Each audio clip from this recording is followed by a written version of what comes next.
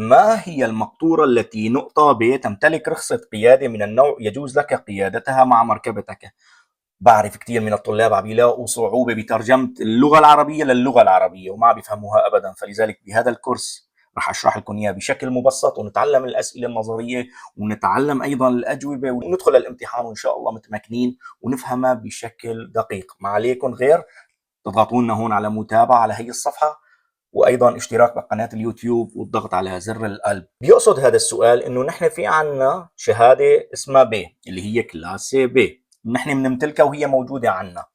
ما هي المقطوره التي بكتله اجماليه مسموح بها او قدرها انه انا بقدر بسحبها؟ مكتوب عندي حتى 750 كيلو جرام او تزيد عن 750 كيلو جرام اذا كانت الكتله الاجماليه المسموح بها لمجموع المركبه لا تتجاوز 3.5 طن كيلو جرام او كيلو 3.5 كيلو جرام. راح اعطيكم 4 ثواني 5 ثواني لتجاوبوا على هذا السؤال وبطريقكم. خلوني انا كمان انتم جاوبوا، انا بشرب لي شفه كابتشينو. يلا يا رب. الإجابة الصحيحة اللي هي الإجابة رقم 1 و2. يعني الأنهنجا المقطورة اللي بدنا نحن نشحطها معنا لازم تكون وزنها حتى 750 كيلو جرام، هي الشغلة الأولى.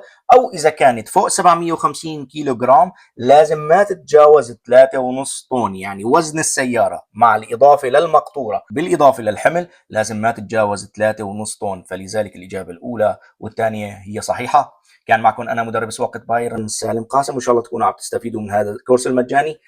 تابعوا الفيديوهات القادمة، شوفوا الفيديوهات السابقة وانتظروني بالفيديو القادم. السلام عليكم.